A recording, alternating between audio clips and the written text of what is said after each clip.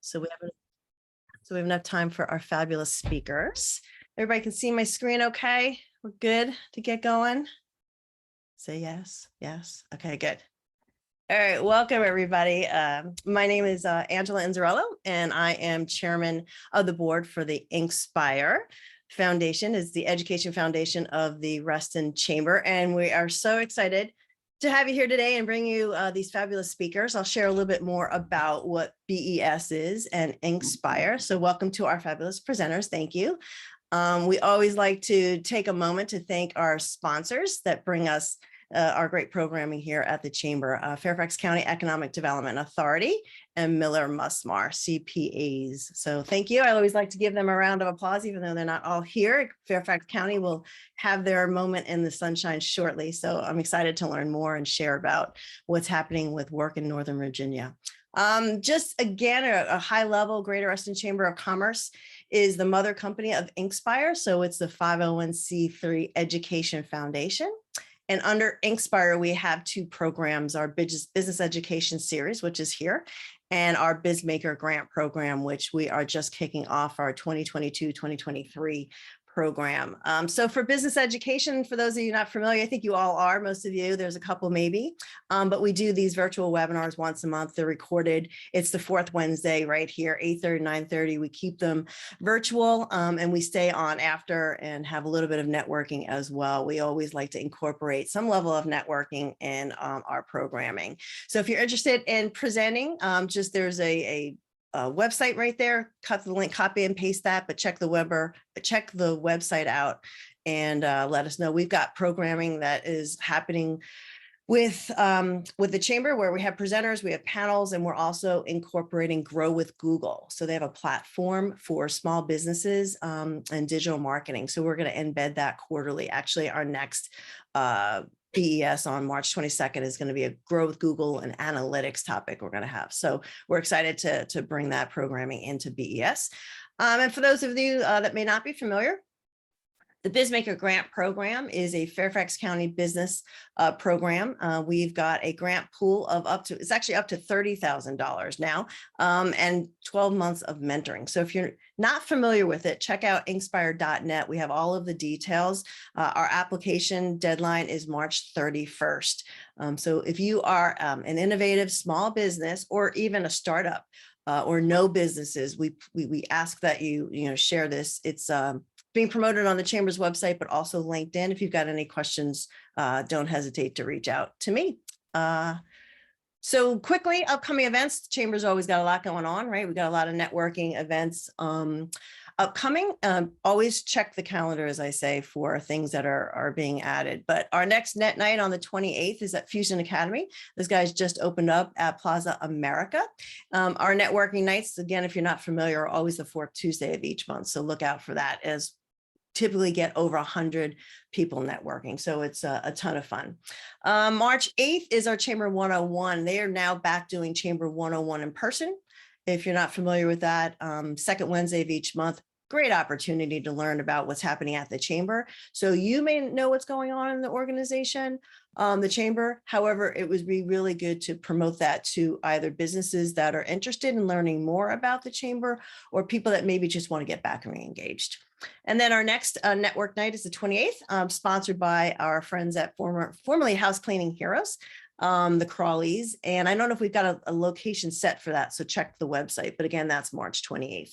And we're really excited to bring you our next Titans of the Toll Road that is put on by our Innovation Council, and cybersecurity is the topic on the 20th. So mark that down.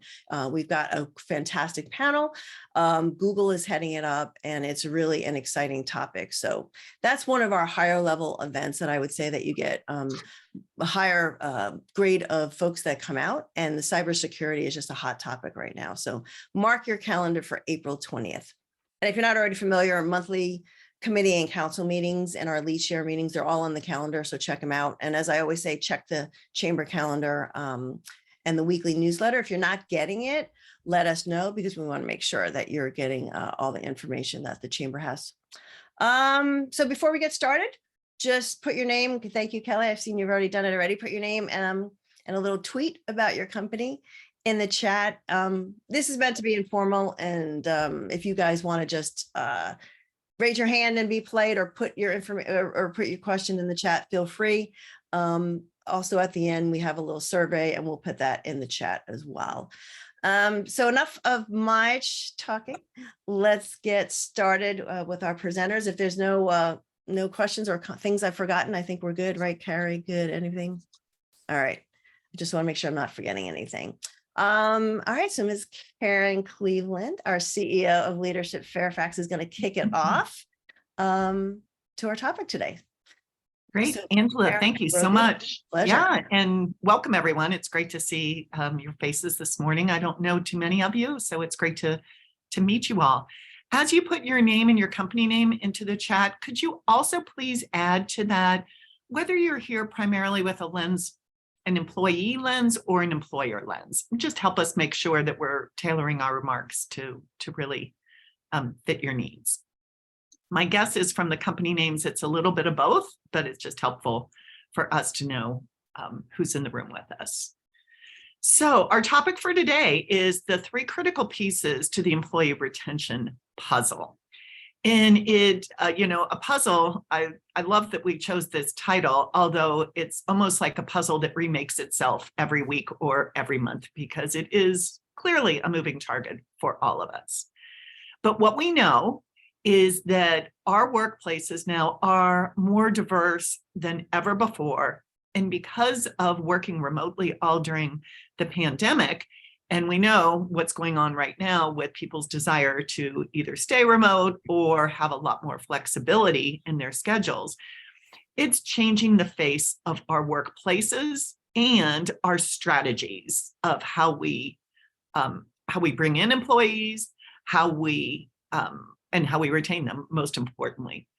And, thinking about what it's like, I actually hate the term new normal because I don't think it quite fits, but we haven't come up with anything else that is better suited for where we are today. What we do know is that it is going to be a different world.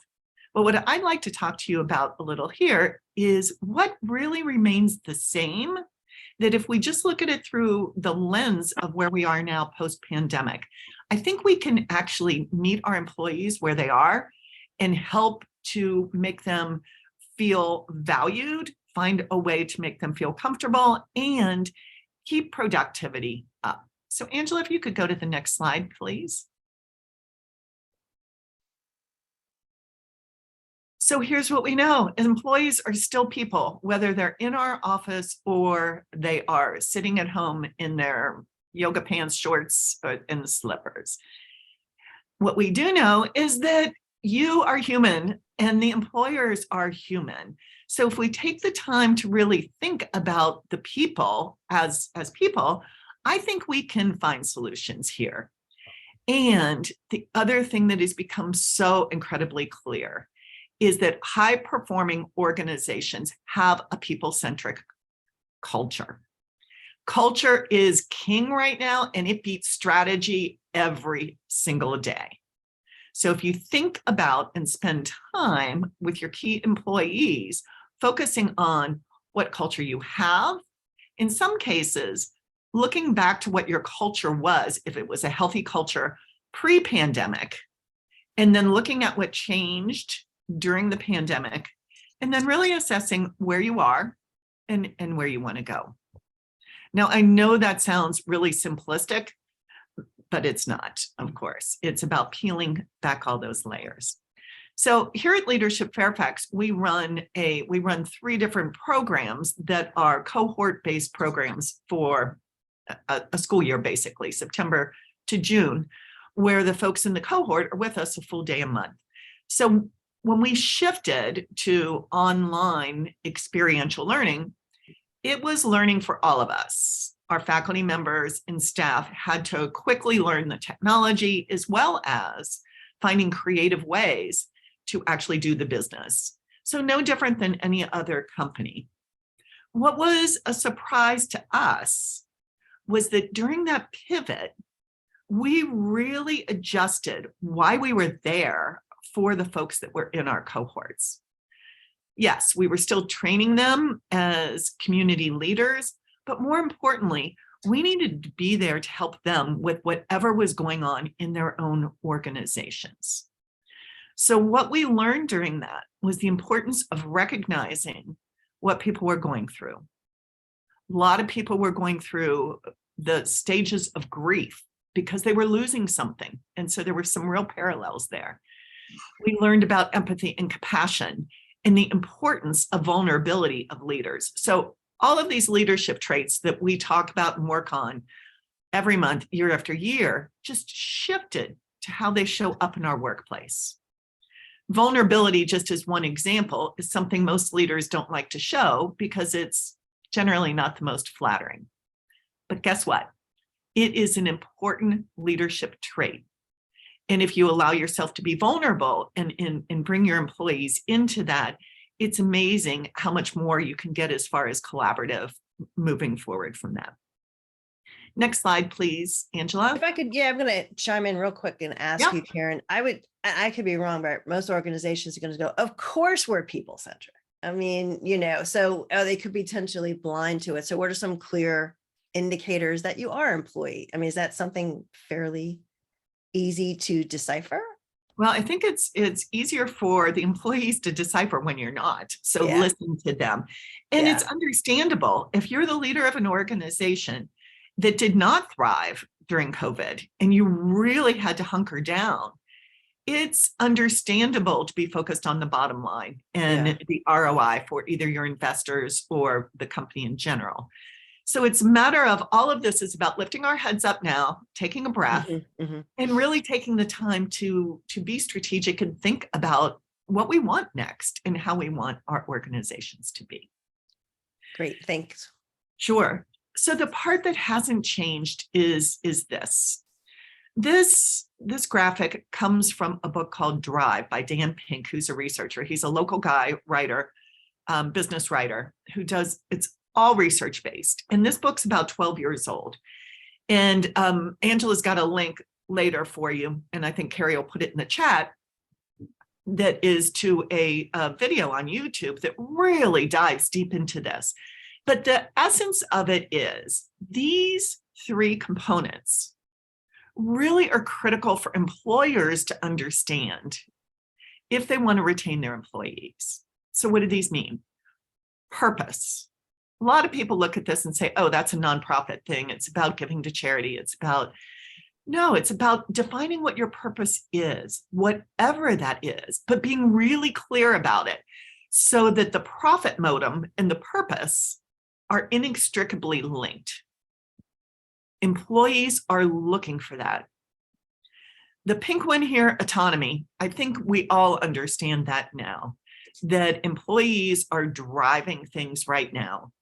They want to have, at a minimum, a hybrid work environment, if not a complete remote environment. They want this autonomy so that they can have self-directed days. They want you to trust that they're going to do their job and that they'll do it right. And I realize that's a shift for a lot of employers to actually understand what their employees are doing and trust that everybody will get to the results that are necessary. Mastery. What does that mean? It goes back to the fact that we are all human and we are all individuals. People have an innate desire to be really good at something. Sometimes in the work environment, it is the work itself. You'll have people striving. They are just straight out to be the absolute very best at their subject matter expertise. Other times it's something else in life. You might find people that are master gardeners, people that want to race marathons, people that want to become wine experts, all kinds of different things. It is helpful to really understand how your employees think and what's important to them. I'm not suggesting that you have to go talk to every employee and find out, ask them a lot of personal questions. What I'm suggesting is pay attention. This is where you know if you're an employee-centric organization. If your employees really feel like they belong and they feel comfortable bringing some of this to work with them and talking with folks about it. Because that mastery thing is really important to the core of people feeling valued, important, and understanding their place, not just in your work environment, but really in the world. So when you look at the intersection of all of these, that's where you get the whole person. And I think that's really important for what we should look at as we're moving into this post-COVID time. I am optimistic that we are finally moving into post-COVID environment. I was cautiously optimistic going into this year that we would start to come out of it, and I was completely wrong. I've been referring to it as a COVID hangover. And what I know for sure is that the people who have been holding it together, both at work, at home, and in their community, are the ones that are feeling the most exhausted and depleted right now. So we as employers need to recognize that and hold that space for them and have compassion and empathy. I realize we still need to have results, but if we want to retain the good people, understanding that this is just a recovery time, I think we can all get back to a place of high motivation, high energy, and enthusiasm for the work that we do. Karen, quick question for you. Have you seen any sort of best practices by any companies in building their culture? You know, I've talked to a lot of employers who are doing disc profiles. You know, I know beginning of leadership Fairfax is something you do. We actually did it for all the attorneys here at our law firm recently, and then had feedback, and it was very interesting, sort of talking as a group and saying, oh, how you approach, you know, John is how you different than how you should approach Fred. And, you know, I think that would probably be important in any company to understand, you know, how to best interact with your colleagues. Could not agree with you more, Merritt. And there are so many ways you can do this. I would really suggest companies, particularly with leadership teams, do a retreat that is not focused on, you know, the outputs of the organization. Focus it on this slide right here. Where are we? How do we understand each other better? How do we talk to each other about what's going on? How are we feeling? How are our employees feeling? DISC is a great way to start the conversation. And there are other tools that facilitators can use for that.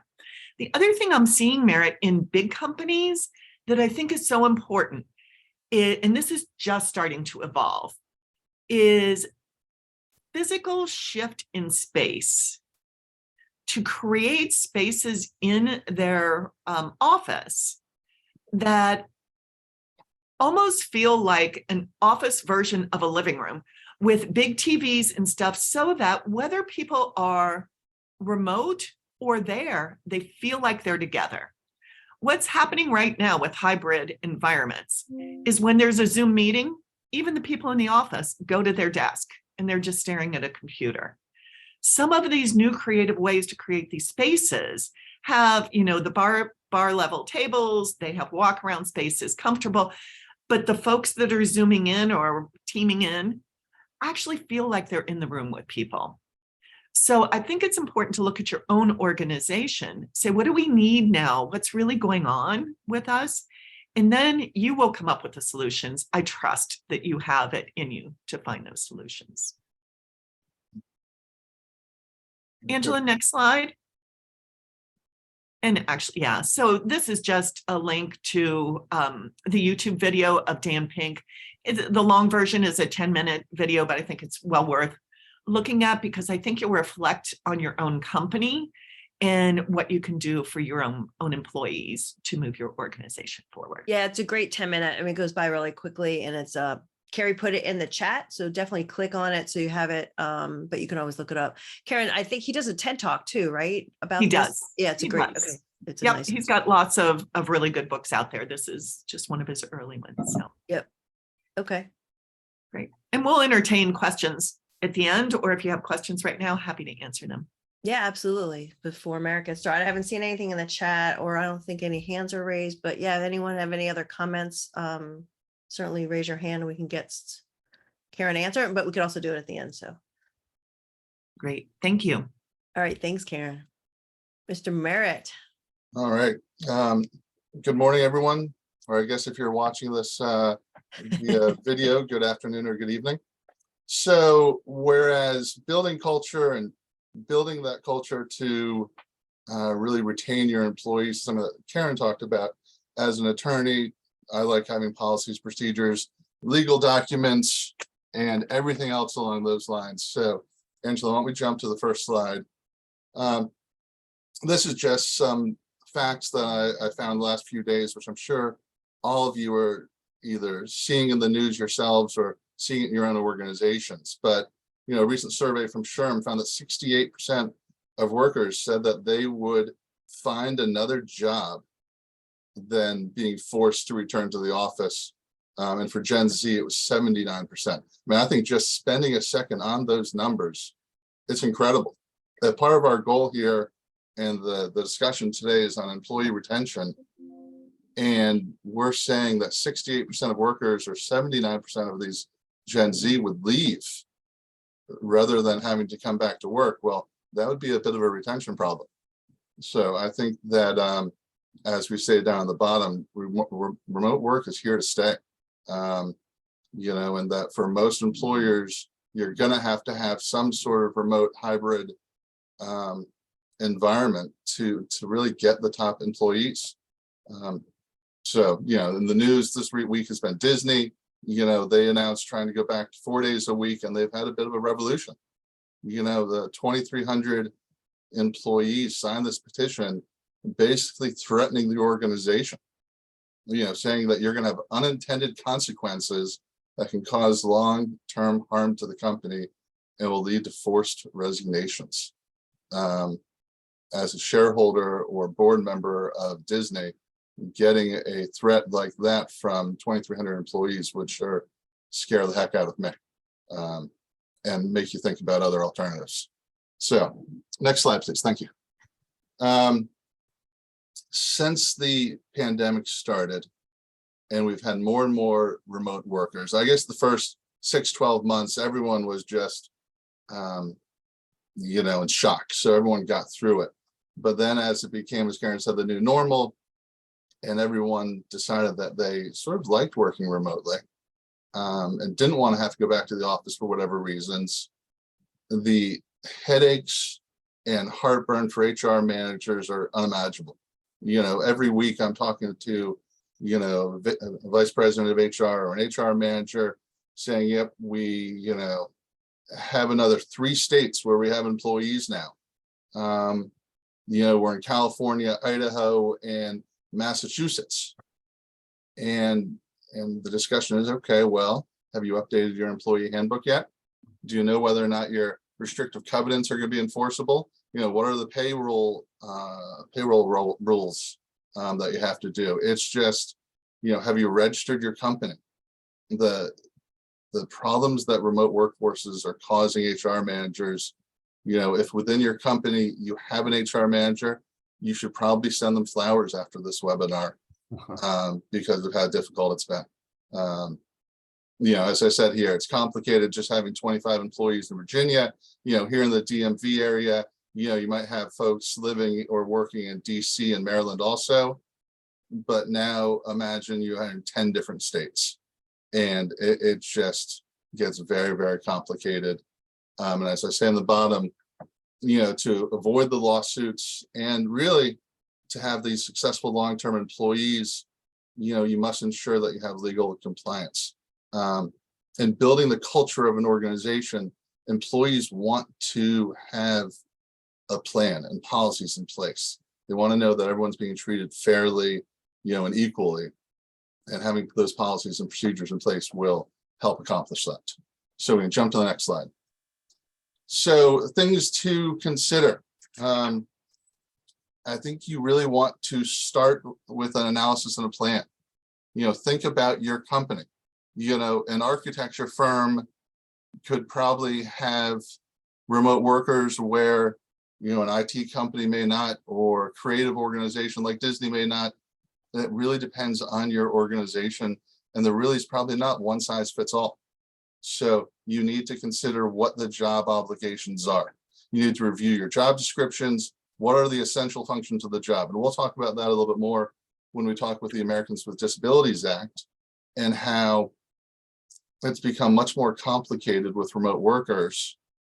We recently had a situation where an employee who worked for a government contractor had worked remotely throughout the pandemic. And the government client has said, we want anyone who lives within 50 miles of our offices downtown to start coming into the office. Well, some people moved, so they're 51 miles away, which was my first idea when I heard about it. Other folks, though, started having potential disabilities. We had someone who had a note from their doctor saying they have severe allergies and really just have to continue working remotely. And for every one of these, you have to go through the analysis under the Americans with Disabilities Act. And it's why it's important to define what the essential functions of the job are. If you have someone that's worked remotely for the last 2 years, it's sort of hard to say, well, you have to be in the office now. You need to be able to have rationale for that. Consider legal and related issues. We always make fun of California as being tremendously employee friendly. Other states, to be honest, including Virginia, are sort of following in those footsteps. Massachusetts, Illinois, if you have employees in a lot of those states, it's really complicated.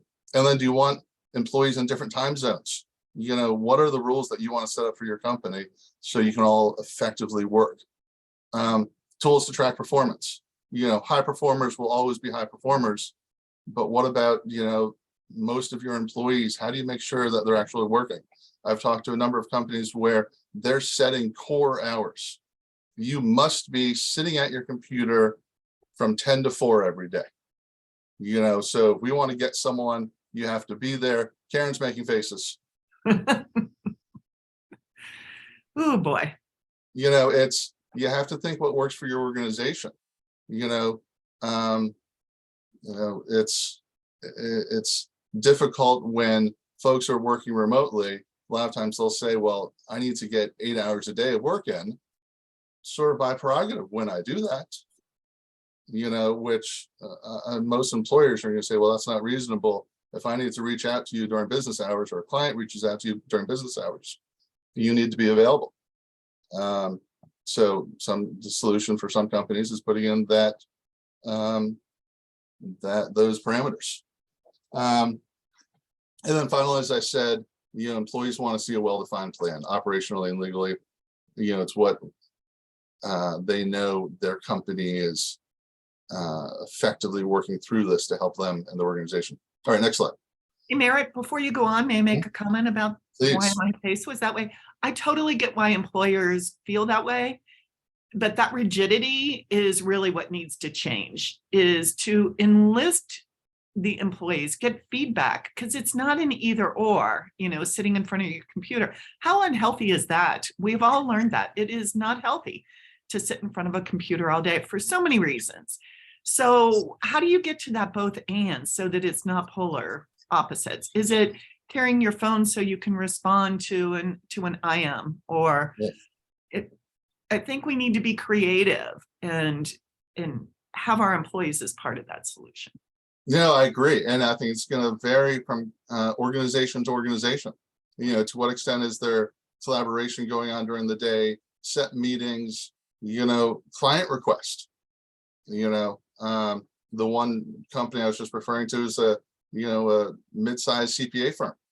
And they put this policy in place because if a partner or a client reaches out, they want there to be answers, and not, oh, I'm working from 6 a.m. to 10 and then 7 to 11 tonight. There have to be some guardrails up. So it's just something to think about. All right, I don't know. There we are. There's the next slide. So reasons why this is all important and why having employees in 30 states, is problematic is having an employee working in just one state, whether it's New York or Michigan or wherever, can cause nexus for that company to have a connection. So they may be doing business in that state, and and need to register, have a registered agent, register to business. Here in Virginia, it's with the State Corporation Commission. A lot of states, it's the Secretary of State. But you're opening yourself up to jurisdiction by such states by only having one employee potentially in that state. This is something that's keeping a lot of CPAs busy. And as an organization, if you have employees in multiple states, you need to sort of talk to your attorney, determine what sort of nexus you have in that state, whether or not you need to register, and what other responsibilities there are. Merritt, So- could you define working is if you've got clients in that state, what do you mean by working? Is I it think having- it's, John Smith has said, I want to move to West Virginia, and I can do my job just as effectively as an architect in West Virginia as I can sitting in Reston. So I'm moving to West Virginia. Okay. And, working 100% remote, and you're now subject to, you have a nexus there because the employees living and working in West Virginia, there is that nexus. And Okay. your company, ABC Architects, may have to register to do business in West Virginia just because of that. Thanks. And then there are also more obvious things. You have an employee working in X state, let's keep using West Virginia, you're going to have to pay payroll taxes in that state, potentially unemployment taxes. You have all of those regulatory issues that hopefully your payroll company can help you with, but it is something you can't just keep paying them under Virginia law. And I see we do have a question here. What if you have someone lives in Ohio and works remotely for a client in Florida? There's always someone that asks a question like that. It's a question of what are the degrees? New York and New Jersey are really complicated because they sort of had some conflicting tax issues. So it really is, where's the person working most of their time? But for Carolyn, your question, you sort of have to look at the circumstances. Is the person working remotely 2-3 days a week? Is it 7 days a week, etc. Number 3 here is workers' compensation. This is something that a lot of employers may not think about, but they have an obligation to provide a safe working environment for their employees, period. Doesn't matter where they're working. So that if you have an employee who has a chaotic home environment, office environment with power cords everywhere, and they trip and fall and hit their head, it's potentially your responsibility, and it's going to be covered under your workers' compensation policy.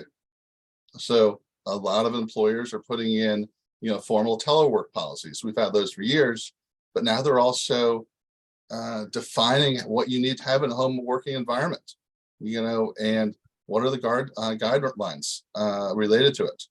All right, so next slide, please. And I probably have about 5 minutes left, Angela? 5 minutes, there we go. So things that you need to think about.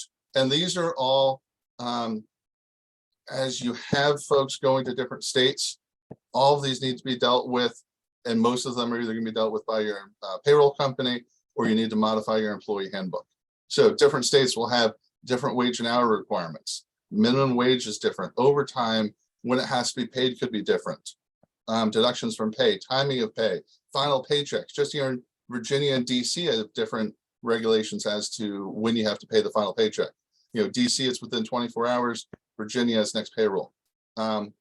For non-exempt hourly employees, and this is something that I think a lot of companies are going to get in trouble with. So if you're paying someone an hourly basis, they're remote, call center workers.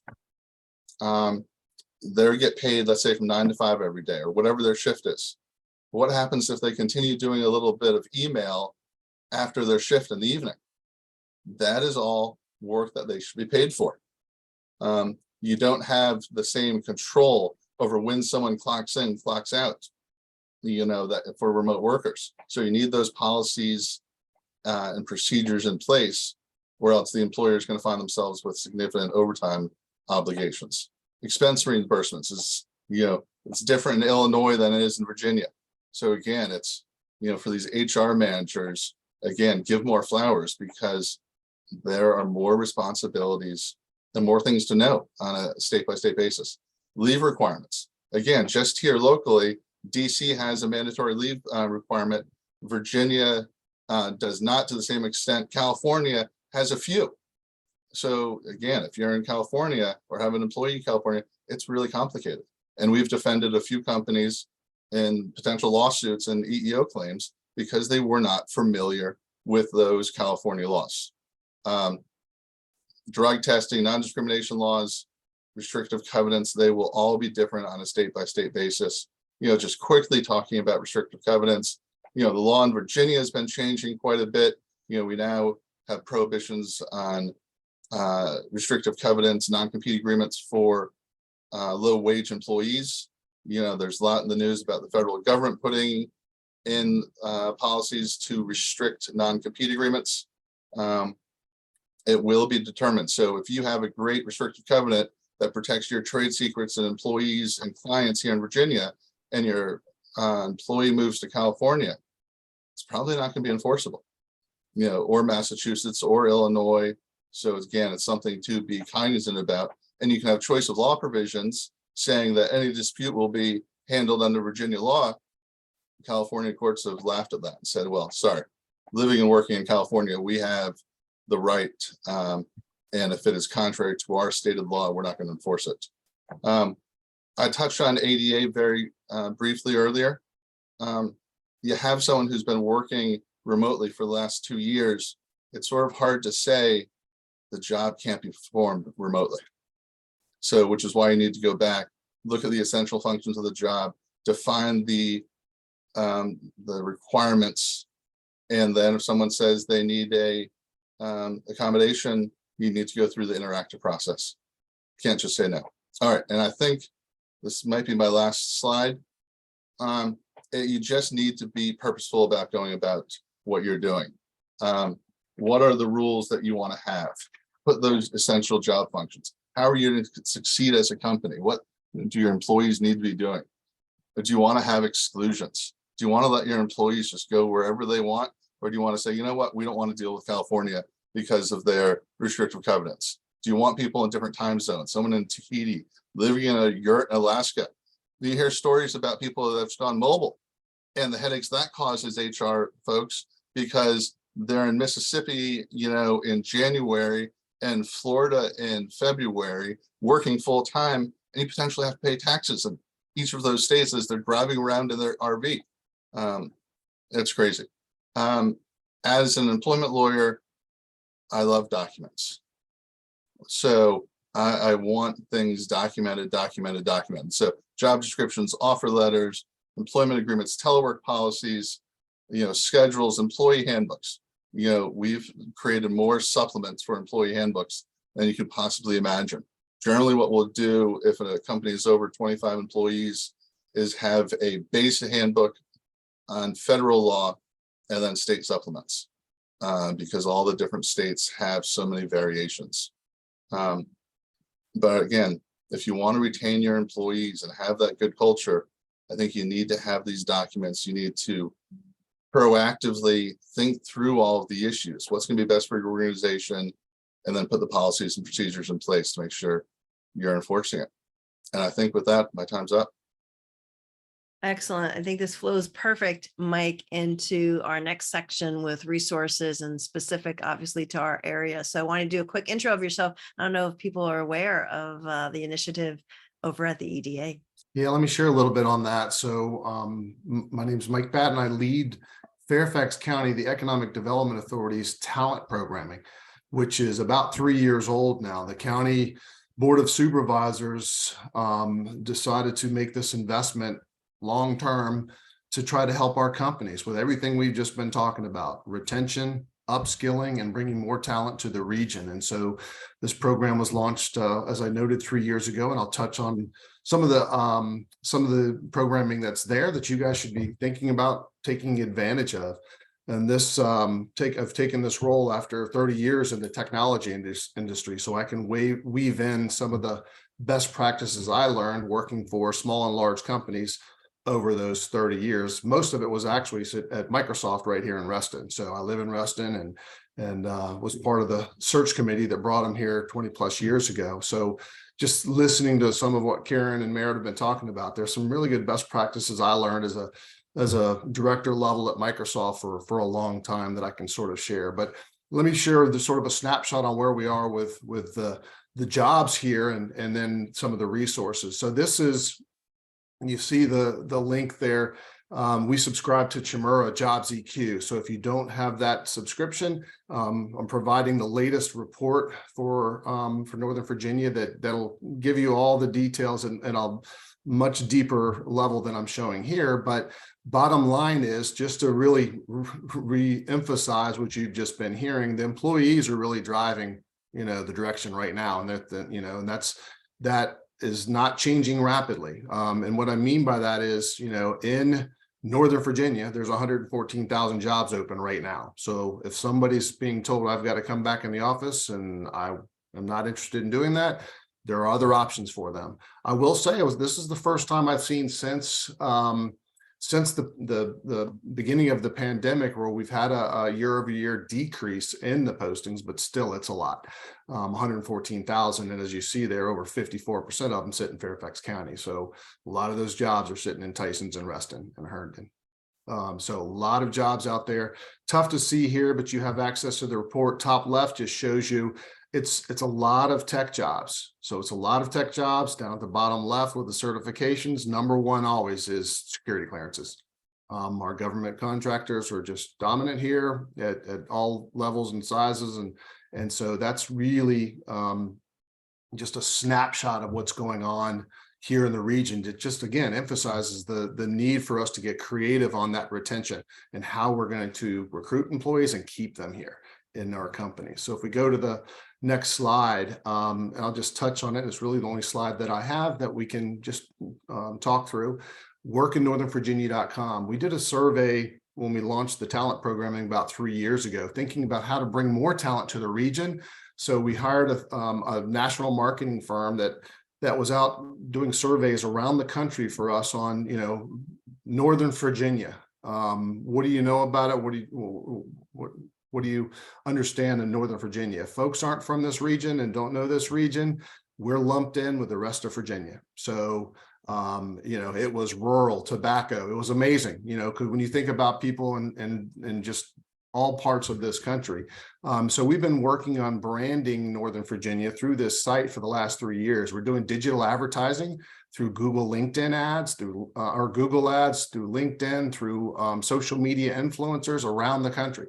And primarily hitting, we know high cost areas, and Merritt touched on most of them. When we talk about New York and Boston and California and Chicago and a lot of places like that, to bring more talent to the region to help with the demand we have here to help you find that talent. And then the site with all of that advertising is getting great success on people hitting a 55,000 averaging every month are going to this site, with about 10% of them punching out to your jobs that you're posting. So we subscribe through Jobs EQ, as I noted. We filter it down to Northern Virginia. So any job that's publicly available in Northern Virginia that you've posted out there on LinkedIn and whatever other job board publicly, we scrape it through Jobs EQ, filter it down to Northern Virginia, and they're on our site. So we're really working hard, Fairfax County, the Economic Development Authority, to help drive talent to this site. So that's one area. And also, let me just emphasize quickly, NOVA EDA, the Northern Virginia Economic Development Alliance. We're partnering with all the jurisdictions in the region, from Arlington to Loudoun, Prince William. Again, trying to brand Northern Virginia, trying to let folks know how unique we are with, just everything that we have to offer here, which we all know because we're all from here, but it's people outside the region don't know that. So a lot of them don't. So we're working on that. So on the employee upskilling and retention and those type things, this page, and it's hard to see on the site, but you have access to it, workinnorthernvirginia.com. There's an upskilling page for you to find lots of resources to upskill your existing employees. And then on the retention side, there's an employer resources page where There's all kinds of great programming to, from community outreach, engagement, whatever it might be, that where you can get your employees engaged. There's one that we're really excited. We've just launched, Think Big for Kids, national nonprofit, partnering with Boys and Girls Clubs, partnering with Fairfax County Public Schools and Fairfax County Boys and Girls Clubs. Opportunity for your employees, for you as a company, to do career showcases, starting in the middle schools here in Fairfax County, mentorships, those type things. So it's just an example of where to get the employees engaged and give them that purpose. I mean, Karen touched on those three pillars there. Purpose. It's like it's a great program, and something that we're really excited to get going as just one of the many things that we have to offer. But I can just touch on maybe one or two more things, just best practices, as I heard Merritt and Karen speak, that I, can share from my experience of being in management at Microsoft and being at that company for 23 years. Employee polls, and I know it differs between the size of the companies, but I referenced that employee poll with every time I was recruiting an employee to this company, because I've never heard of any company that takes that employee poll more seriously. You rate your management and you rate the company as a whole, and it's taken seriously. But I love what Microsoft did, and it really helped drive the culture in a positive way. They can hold their employees accountable, but they do it in a meaningful and respectful way. So it's, I've heard horror stories of some of the other tech companies where it's just cutthroat, screaming, yelling, just not a really good environment. Microsoft, with that employee poll, that was hugely positive towards driving a great culture at Microsoft. And I always was appreciative for that. But in one example too, I know somebody that was there for 10 or 15 years. They became a manager, and they struggled at it. They became a little bit too aggressive and a little verbally abusive and those like things. And so, but the company knew that person was unbelievably successful as an engineer.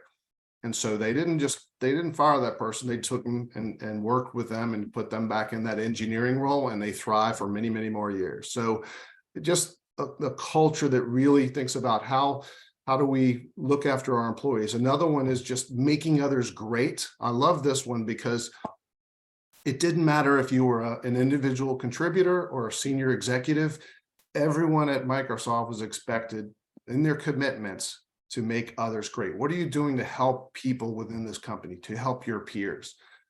Great model that just it made it again a culture where people looked after each other and helped each other, making others great. And that was, again, individual contributors. So amazing resources here, workinnorthernvirginia.com. I'm loving this role that I have because the county is giving me and the team that we have flexibility. I have a veteran on staff that's helping engage military as they're transitioning out, military spouses, so we can help you engage there. I have a really sharp recent college grad that's helping engage at K through 12. We're over at George Mason University at a career and networking event today. So we're working from the K through 12 all the way through, mid-career, trying to help with retention and bringing more employees to help you guys fill your job. So if there's things that we can do to help you, don't hesitate to reach out, because we have the flexibility to get creative. Doing career fairs all the time. We touched on it right when the call was starting. We just used a large chunk of budget at Capital One Hall for a tech cyber career fair funded by Fairfax County at Capital One Hall. We had 47 companies that were hiring for 8,000 positions. And it was a small business looking for 2 people, and it was Leidos looking for 2,000 people. So it was every type of company we had there. And that event could not have gone better, with hundreds of job seekers. We had professional headshots that we funded to have professional headshots. We had LinkedIn talking about how to build that great profile. So those are just some of the ways we're investing Fairfax County Economic Development Authority for our companies. And my role is to be here for you. And if there's anything that I can do, don't hesitate to reach out. I know we'll have all of the contact information. I'll put mine in the window now, but I think we'll have that for everybody. But I'll end there. Yeah, I was gonna say, we have everybody's contact information. So this is kind of the Q&A portion. Mike, I'm thrilled that you were able to share, and, even if one or two people learn about what the EDA is doing in this space, it's well worth it. So fantastic resources. There's one spot, upskilling. Do you have any examples? I know I'm going to go to work in Northern Virginia. I've been on that site, but I didn't know about the upskilling. Do you have any examples? I mean, a couple of them are, we have a couple of great companies that are sitting right here with one in Reston, Reviture. Reviture does certification programming. So 50 different certs. So say you have an employee that's on the administrative side, operations side, and they're like, you know what? I want to get in the technology space. I want to get into artificial intelligence or cybersecurity or cloud, which are, Yep. Sky's the limit for a career in that world. Reviture sitting right here in Reston can help with 50 different certifications. Offer that to your employees, for example. That's upskilling scenario. And there's many others that are on the site. And then the Nova EDA, is that an official organization? It's kind of the first time I'm hearing of it. It is. Victor Hoskins that came on board about 3.5 years ago, that runs the Fairfax County Economic Development Authority, our president and CEO. He's been a leader across Maryland side, DC side, Arlington County, was instrumental in helping with Amazon HQ2 and now leading Fairfax County. So he really wanted to get us away from everyone being in silos and just totally competing with each other. So he created and convinced, 10 jurisdictions out of the gate, Arlington, Fairfax, Loudoun, Prince William, some of the jurisdictions in there, to create the Northern Virginia Economic Development Alliance. So that site, we're funding it, Fairfax County, but we're working with our jurisdictions. And so the jobs on that site are all of those jurisdictions, not just Fairfax County. So that organization's continuing to evolve. We actually, this year, Victor and Fairfax County have run it for the last 3 years. This year, Buddy Reiser, head of Loudoun County, is the chair of Nova EDA this year. But again, it's in collaboration, partnership with all of our jurisdictions. Awesome. Well, so Mike and Angela, I want to put an exclamation point on that. I'm so glad you called it out. Victor's leadership in developing that and building the trust with all of those other jurisdictions is such an incredible example of true community leadership. The fact that he could, first of all, visualize that, and that he was trusted enough to make this happen. And they were able to agree on certain norms and values to how they would go about their business. And I think it's fantastic that they can go after companies as a region, Northern Virginia, and then once a company decides to come here, they have a whole system for how they can, compete to get those companies within their space. But that trust is so important, and the leadership. So we are beyond grateful to have Victor Hoskins in Fairfax County working on our behalf. Amen. Okay. Like I said, this is kind of open for questions and discussions. I will put this on the screen so you guys can take your screenshot. So we have everybody's contact information here.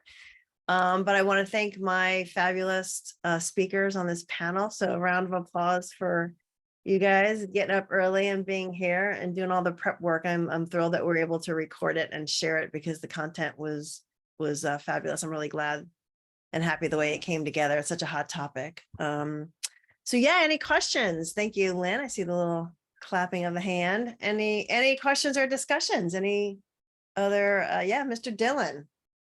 Yeah, I just want to circle back. Great job on the panel. The question earlier about best practices and discussion about assessments and retreats and stuff. One thing one of my clients is actually doing, which is, I think, super cool, is just focusing on the little part of the assessments about communication do's and don'ts for each of their team.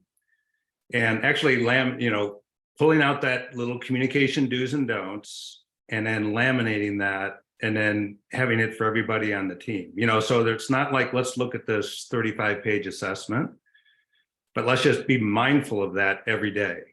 because so many times people do an assessment, right? Everybody's done an assessment, but actually how to use it is the tough part.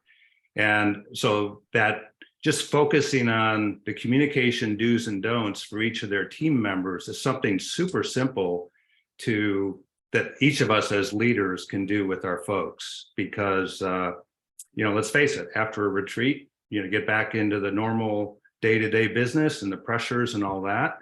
And sometimes we lose sight of, oh yeah, what did we talk about and what's important to them and so on. So just sort of looking at that section, laminating it and have it front and center for everybody. And, even referring to it before you have team meetings is super helpful.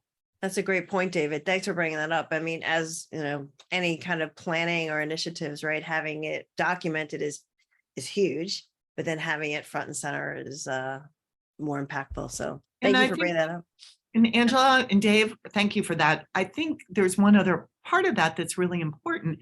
And that is really thinking about what your objectives are if you're going to do a retreat and not making them overly complicated, because it's really about bringing people together and getting them to talk. So whatever tools you use or facilitator you use is really to bring that out. So make sure I think it helps to have people like you, Dave, who are have coaching experience so that they can really meet people where they are. That's really where the magic happens, which is, I think, fortuitous. And I see some hands raised, Angela. Yes. Hello, Miss Lynn. Good to see you.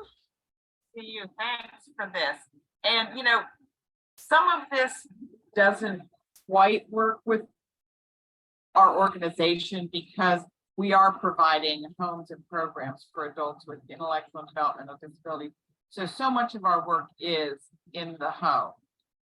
Personally, I could do 100% of my work not in the home, but that's a bad look. You're asking everybody else to come in. But I did like some of the takeaways just about culture and things like that. But the whole thing with this IM and texting, I've been really trying to work hard with the team to make them understand the value of not constantly pinging people. And, there's the meme, could this meeting have been an email? My whole thing is, could that text have been an email that someone could have addressed in their time, and are you constantly texting because you as a staff member are just not forward thinking enough and working on being more forward thinking? I mean, there's always going to be the need for text. I'm not saying there's not, but it gets to the point where it's almost like PTSD. Get that text, you're like, oh, what is it now? And what is it pulling me away from? So I like when David was talking about, the communication, and I would love to know if you could share sort of what you guys have designed as your communication sort of bylaws, or whatever you want to call it. So Lynn, can I address that for one moment? Sure. There is an interesting, really, because I've been trained in polarity management, I can only look at the world as both ands, or how do you get to a both and instead of an either or. But sometimes as an employer, you do have to put in place how you want the norms to be and how you want people to communicate and function. Other times it's about co-creating that there is a space for that both and. So back to what David was saying, is a retreat can really help with that too, so that you can all come together and figure out the best way to actually communicate. So good for you for bringing that up. David, do you want to add? Yeah. The other thing I'd add is sort of the precursor to the retention and a lot of things we talked about, and that's employee engagement. And, and whether you all follow the Gallup stuff, but employee engagement has been decreasing over the last 3 years since pre-COVID pretty dramatically. And that has a lot of impact on hard business results, right? In client satisfaction and client trust, and, and then some hard business results too. And so, Lynn, I think your comment made me think of that, because your team is out, with, potential folks that can benefit from your services. And, the more engaged they are, the better that person will be taken care of, right? And so what are the things that we as leaders can do to make sure that folks are engaged? And Karen mentioned one of them is the tie to the purpose of the mission. Another key part, which scares me about all this hybrid stuff and remote stuff, is the connectedness of folks to each other and the value they get out of that connection and that relationship. And so figuring out ways to connect with folks and, have your folks connect so they are collaborating and connecting, even if they're not together, is sort of a new challenge for managers and leaders. But I think even, Lynn, that applies as much to your team as it does to anybody. How can you as a leader make sure your team is engaged so they do a better job with, your potential, folks that you can help? And just to chime in quickly, Lynn, I'm with you. I hate text messages. Absolutely hate it. A client sends me a text message, I very respectfully will respond back saying, I'll send you an email response. And as a general rule, we don't like communicating via text message because they're not saved. So, I mean, that goes back to, for an organization, from legally, I may want information security and I want document retention. So the problem with everyone doing text messages and their own personal cell phones is the company doesn't really have much of a record of that. So just from a legal perspective, I would say, if there's ever a lawsuit, we're gonna have to take everyone's cell phones and go through all of them, so I'd rather have some sort of Teams chat environment or something else that is recorded and available for the future, and managers can review it, et cetera, et cetera. Use the tools that are available, because they're wonderful, and it will probably facilitate communication and collaboration between the employees. I would agree with the IMing and the teams that are there. I'm not a huge text person either, but I will say that if you've got people on the front line who are never in front of a computer, it's a challenge to communicate with them because they're working long hours and they're dealing with clients. And if they don't go in front of their computer to read emails, which again, back to what Merritt is saying about the importance of having everything documented and your expectations to be really clear, I think you stand the best chance of engaging and retaining your employees and having it work for both of you. Absolutely. I think an important thing too, when you are having people that are working all different shifts, I know one of the things that I get frustrated sometimes, and we do have people from Virginia to California and everywhere in between. So everybody is on different hours. Of course, all of our admin team members are on this coast. So, when California needs help and I'm getting frustrated because I'm getting, texts and calls and emails at 8 o'clock at night. Oh, wait a minute, it is still in their normal work day. But one of the things I have tried to ask our team to do is, hey, can you, even when you're sending emails, because I'm the kind of person, if I get an email at 9:30, 10 o'clock at night, I think it's urgent. So Outlook has this wonderful feature. It's called delay send. So, I've told our team member, because some people work better at different hours, and that's great and that's fine. But and even not just internally, but externally, if you're sending a correspondence to a client, you're doing something when you have time and you don't want to forget, so you hit send, use that delay feature because you're just being more respectful of everyone else's time and keeping that work-life balance. Yeah, it's a great point. A great tool as well, Carol, because you're right. People, work different hours better. So a couple of hands raised. Miss Kelly, I think you were first. Yeah, actually, I just, what Carolyn just said was actually exactly what I was going to say. But I guess the other thing I would just add to that is when, our guys, are at a construction site, they're not generally at their computer. So IM and texting is very important to communicate, get information back and forth. And sometimes it's, the best way to communicate with them. So I think it depends on your team. And the other thing too is our clients drive our response time. It's not necessarily our team that's doing that. It's that the client is demanding something from our people, and then support staff, admin staff has to be able to respond to that in a timely manner. So yeah.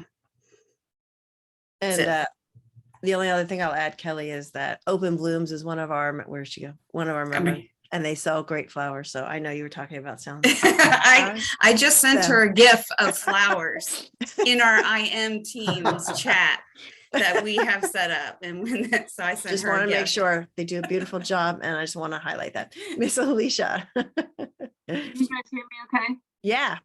Okay, so one quick comment I have about this is having your employer or your manager explain to you their reasoning why they want you to do A, B, and C. I mean, the first part you said about having those expectations clear, having an explanation behind it, I think is super helpful. Merritt, what you were just talking about, the legal ramifications of, working from home and all that, like, would never have thought about that, or the issue of being in another state. But I think if your employer, rather than just telling you this is the way it's going to be, can then explain the reasoning behind it. Number one, it opens it up for opportunity to discuss, well, maybe we can compromise or something. And number two, it changes your mindset of how you're looking at things, rather than just like, oh, my boss wants me to do this and I don't want to do it. So, No matter what size, no matter what size company. Yeah. yeah, I think that communication is so important, because you don't know always why the company's doing something. And if you understand where they're coming from, it makes it a little bit easier. 100%. Oh, absolutely. And it's so important to have consistency in your policies and what you're doing across the board, because company leadership may be more willing to provide, the opportunity for, Susan, who's a top performer, to work remotely. But then you have someone who's perhaps not quite as, wonderful as Susan, and you're not really sure you want them to work remotely. And that person is saying, well, I'm doing the same job, why not? Well, maybe it's because X, Y, and Z protected class, and there you have a discrimination lawsuit, where it's really just, you didn't think the person was going to be as good. So you just really have to be consistent in how you're applying these rules and the policies, across the board. Sorry, Well, I'm all gloom and doom and policy. you're the- Great, you're the great law guy. advice. Careful. That's why you're here. Karen You're and the law Mike guy. have good news. I'll just try to keep you out of trouble. I'll also, and I sent it out, I should probably put a link, but you guys can go look at it. The recent study in the UK with the 4-day work week, that was kind of cool to read, how widely accepted. So I'm really intrigued to find out kind of where that goes from there. If you guys hadn't seen the article, it was on, actually, it was just Yesterday. talked about yesterday, but I sent you guys, let's see, any other questions? David, yep, thank you. Yeah, so certainly open to discussion if you guys want to chat some more, but this has been great insights and discussion among the group. And anything else, any comments from Merritt, Mike, Karen? Carolyn's got a question? Sorry, I can't figure out where to raise my hand, so I'm just doing it for Perfect. real. Hey, you know Old-fashioned what? It still works. I just was gonna quickly share a recent experience we had, just a cautionary tale for everybody else. Do you want to Because- tell people what Verity is? They may know or may not know. Just 2 seconds. So we do commercial real estate and project management. And I do the operations and HR. So everything we've talked about here today is just near and dear to my heart, and the things that keep me awake at night every night, because we do have people, I'm not even going to go into the complexities of how we have people working, where they're living. And we are I'm registering us in New Jersey today. So that's great news. I knew they were going to be trouble, but to have that confirmed already is just great. But no, so one of the things we did when we started kind of venturing out into, because when I started with Verity, we were just in the Northern Virginia area, DC, Maryland, Virginia. And shortly after I started, we branched out to Illinois, and then Portland and California and Arizona, and et cetera, et cetera.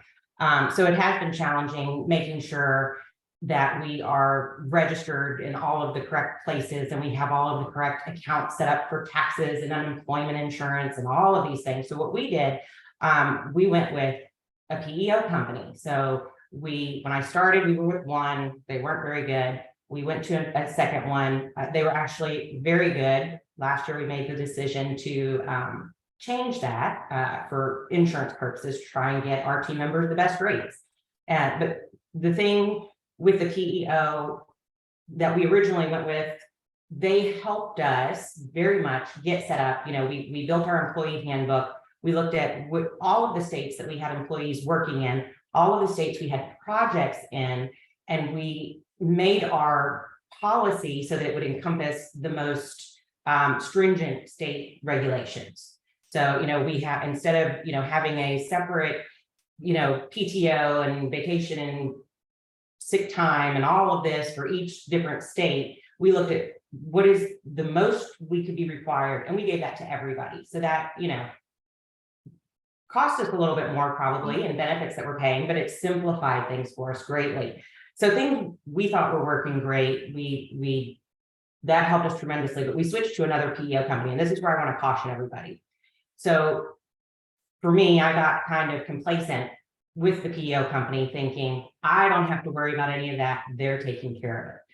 Ultimately, it is our responsibility, not the PEO company's responsibility. And it did recently come to light, this new PEO company we're using was not doing everything they should.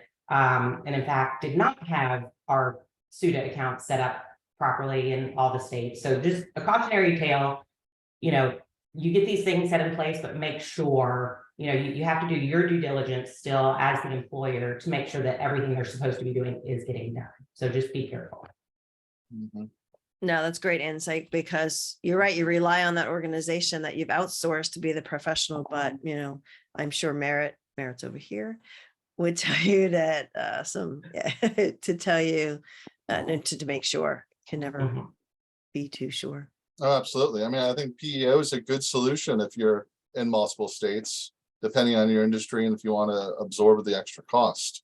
And they should. I mean, it's a co-employer relationship, so they really should, you know, have responsibility. But I guess it depends on the PEO, their scope and breadth nationally. Yeah. And then also states laws are changing so quickly. I mean, you said you're in Illinois, and we have some clients in Illinois and Chicago, and Illinois is trying to catch up with California as one of the most employee-friendly states around. You know, there are new laws coming out, you know, monthly. You know, and Chicago has even more if you're in this area of Chicago and Cook County. So it's hard to keep up with it all.